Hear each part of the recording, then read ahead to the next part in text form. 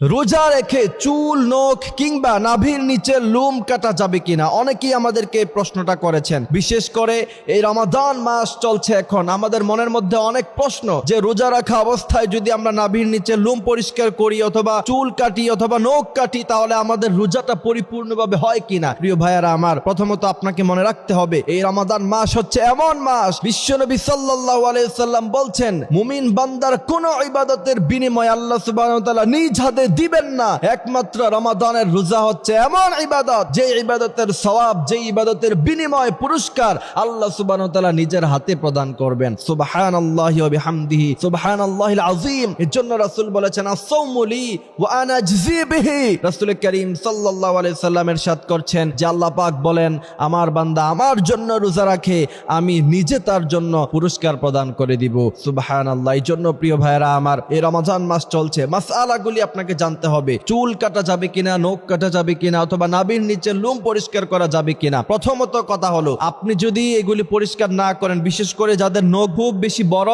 তাদের রোজা, তাদের নামাজ কিচ্ছু আল্লাহর দরবারে কবুল হবে না। তার কারণ হলো যেই ব্যক্তির নখ বড় থাকে, ওযুর পানি কিন্তু তার নখের গোড়ায় পৌঁছায় না, তার কিন্তু পরিপূর্ণভাবে ওযু হয় না। যদি এই জায়গাগুলি, নখের ভিতরের জায়গাগুলি যদি শুকনা থেকে যায় নখ বড় হওয়ার কারণে, তাহলে আপনি মনে রাখতে হবে আপনার এই ওযু আল্লাহ সুবহানাহু ওয়া তাআলা কবুল করবেন না। আর এমন ওযু দিয়ে আপনি যদি নামাজ আদায় করেন তাহলে সেই নামাজ আল্লাহর দরবারে কবুল হবে না। এই জন্য খুব গুরুত্বপূর্ণ বিষয়, নখ আপনাকে অবশ্যই কেটে রাখতেই হবে। তারপর চুল আপনাকে কেটে পরিপাটি হয়ে থাকতে হবে। চুল যদি আপনি বিশ্রী করে রাখেন, মুসলমানরা এইভাবে চুল রাখে না, অনেক বড় বড় চুল রাখলেন, চুল জীবনে কাটলেন না, আপনি পরিপাটি হলেন না, না, আপনি এমনটা কখনো করবেন না। তারপর নাভির নিচের লোম যদি আপনি 40 দিন প্লাস হয়ে যায় এখনো পর্যন্ত আপনি কাটলেন না, এটাকে বিশ্বনবী সাল্লাল্লাহু আলাইহি সাল্লাম অপছন্দ করতেন। বিশ্বনবী সাল্লাল্লাহু আলাইহি সাল্লাম বলেছেন একজন মুমিনের ফিতরত হচ্ছে 10টি, তার মধ্য থেকে নখ কাটা, চুল কাটা, তারপর নাভির নিচে লোম পরিষ্কার করা, বগলের নিচে লোম পরিষ্কার করা, এগুলো একজন মুসলমান মুমিনের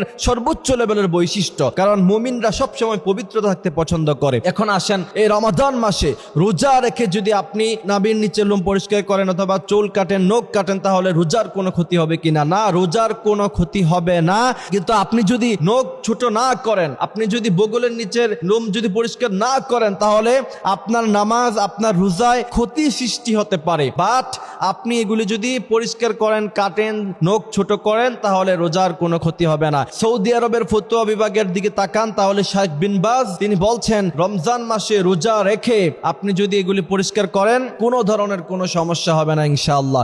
এই জন্য বিশ্বনবী সাল্লাল্লাহু আলাইহি ওয়াসাল্লাম আমাদেরকে রমাদান মাসে যেমন ভাবে তিনি রোজা রাখতে বলেছেন, যেমন ভাবে সিয়াম পালন করতে বলেছেন, আমরা যেন তেমনটা করতে পারি। কারণ আল্লাহ রাব্বুল আলামিন বর্ণনা করলেন শাহরু রমাদানাল্লাযী উনজিলা ফীহিল কুরআনু হুদাল লিন-নাস ওয়া বাইয়িনাতিম মিনাল হুদা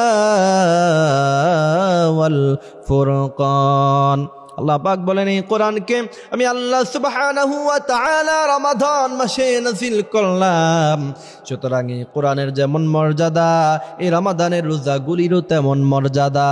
সুবহানাল্লাহি ওয়া বিহামদিহি সুবহানাল্লাহিল আযীম। আল্লাহ পাক আমাদেরকে এই বিষয়গুলি বোঝার তৌফিক দান করুক। আমিন।